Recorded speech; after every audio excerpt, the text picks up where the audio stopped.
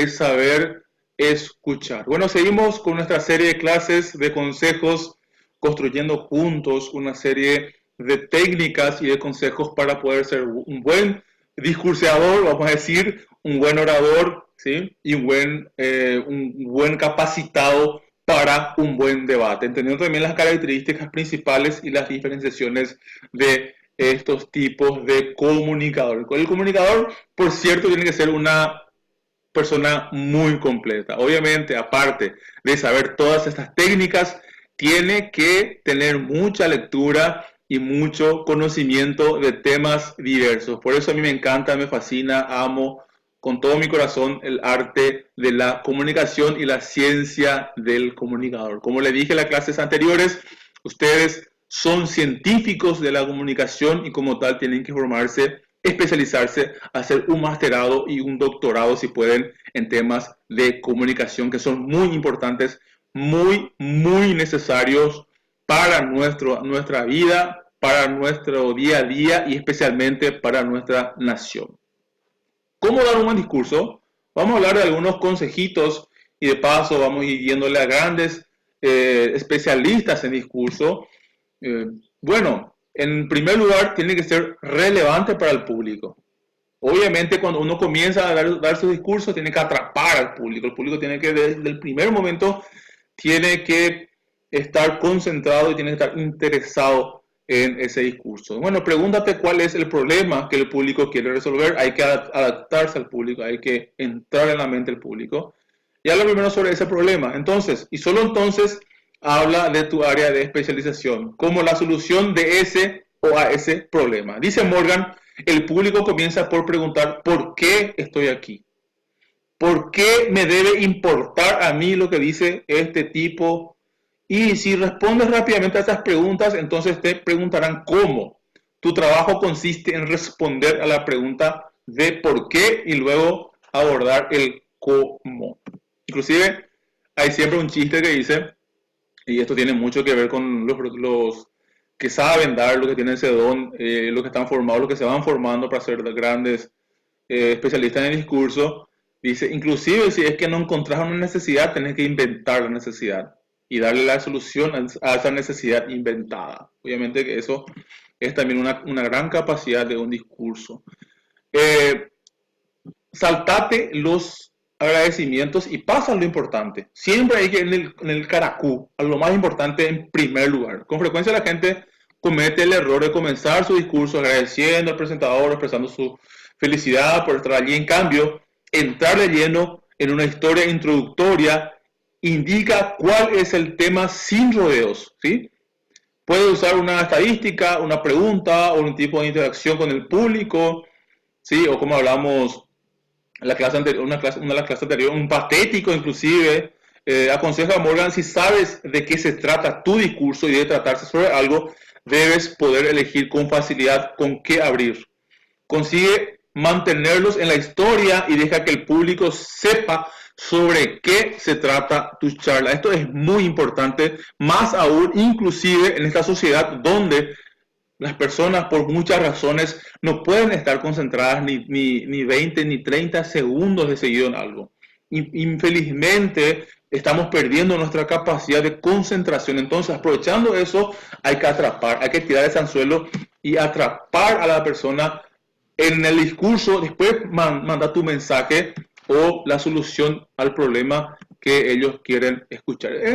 Hay que utilizar un lenguaje corporal, todo el cuerpo habla. Eso es muy importante en un discurso, porque a veces en nuestra voz, en nuestro timbre, en nuestra dicción podemos ser muy excelentes, pero nuestro hombro está inclinado, nuestra cabeza agacha, no tenemos una mirada fija, etcétera, etcétera. Son mensajes que inclusive inconscientemente llegan a las personas. Bueno, un lenguaje corporal te hace lucir más cómodo si muestras signos de nerviosismo, como cruzar los brazos o tocar tus manos adelante de tu estómago. Tu público detectará tu temor y estará menos abierto a tu mensaje. Inconscientemente eso se toma. Tienes que fingir que estás pensando pasando un buen rato, por más que esté pasando un mal rato, y estás abierto a que la audiencia pueda pasar un buen rato y se abra a ti. Dice Morgan, hablar en público con éxito requiere pasión, emoción Y si estás emocionado, tu público también lo estará, porque las emociones se transmiten, así como en el teatro. Por eso el teatro es muy distinto, muy diferente a las otras expresiones artísticas, porque vos sentís esa vibración del actor, esa emoción te es más cercana. El teatro se encarga de pasar esas emociones al público, y también el discurso, la oratoria, el debate, se tratan de esas técnicas de pasar esas emociones a tu público. Pararte derecho es muy importante, inclusive, ¿no?, en todas las áreas de la vida hay que intentarlo. Es una práctica que tenemos que intentar siempre, ¿verdad? Yo, a mí me cuesta un poco a veces, porque me mal acostumbré, pero siempre trato de intentar pararme bien, pararme derecho y tratar de ser consciente de mi posición. Más aún, inclusive, si yo estoy enfrente a un público, si me está mirando mucha gente, yo tengo que conscientemente pararme bien, estar seguro, ¿sí? De ser que camine por un escenario, permanezca de pie detrás de un atril, trata de mantener una buena postura. Imagina que tu cabeza es jalada hacia arriba por un cable, dice Prager. Es muy importante siempre estar así mirando. Inclusive hay una explicación etnográfica, antropológica, de la quijada y también del diente, qué significa, y mostrar esas, esas características anatómicas del ser humano, del rostro, es muy importante para hacer un buen discurso y para que tu discurso tenga impacto y pueda llegar. Articula las palabras, independientemente de tu forma natural de hablar, que es muy importante mantener siempre la naturalidad, no querer hacer un fingimiento de cómo hablar, hay que ser natural, pero hay que articular bien las palabras. La autenticidad es la clave, advierte Prager. No puedes ser alguien que no eres, obviamente, sé tú mismo, ¿sí? Pero por otro lado, siempre puedes ser mejor. Mejora esa parte de ti, no cambies, no lo cambies. La suavidad no resta puntos a un discurso. Si estás comprometido con lo que estás diciendo, la pasión, el compromiso y la convicción son fundamentales para hablar en público. Y tú puedes hacerlo independientemente de tienes una voz poderosa o no. ¿Sí? Cualquier estilo natural funciona. Es muy importante. No tratemos de copiar.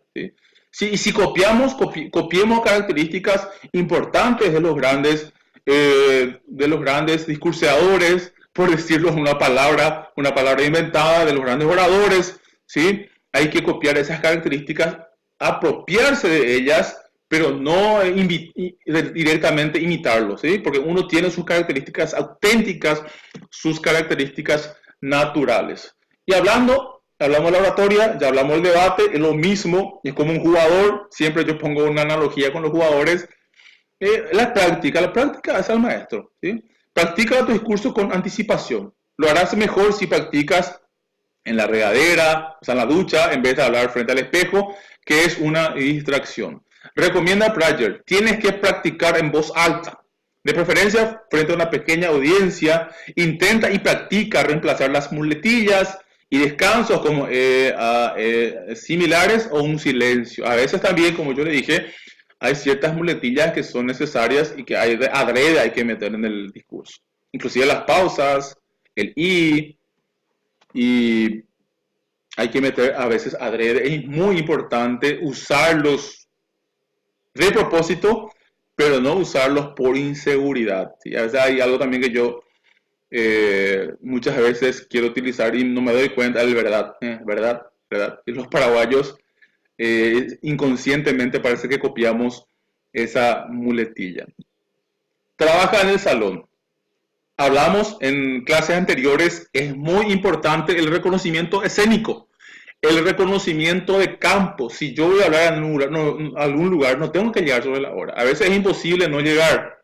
Igual si tengo 10, 20, 30, 40, 50 años de discurso, inclusive de actuaciones en público, yo tengo que ir a hacer ese reconocimiento de campo. Nosotros tenemos una técnica en el elenco, en los elencos que estoy, tenemos una técnica de irnos una noche antes.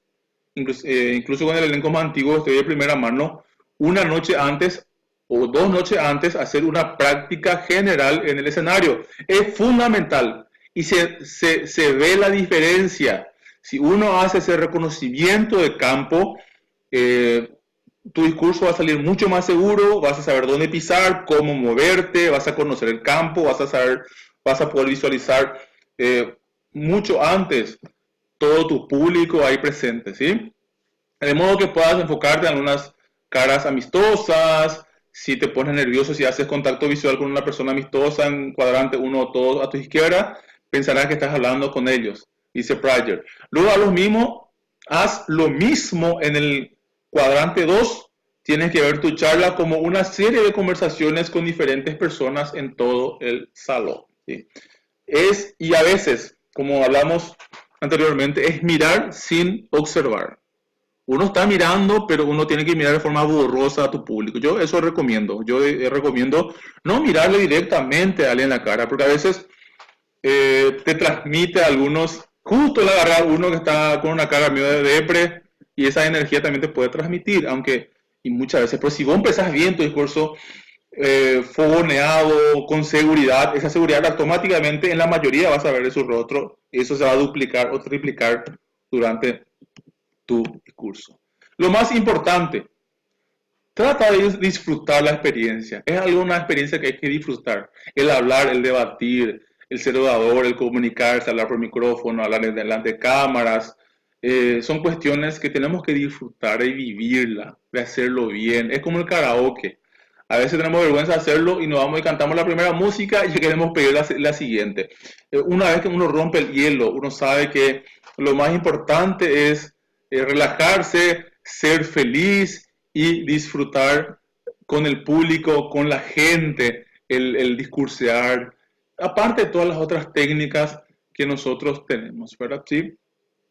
Los poetas nacen, los oradores se hacen, según Cicerón.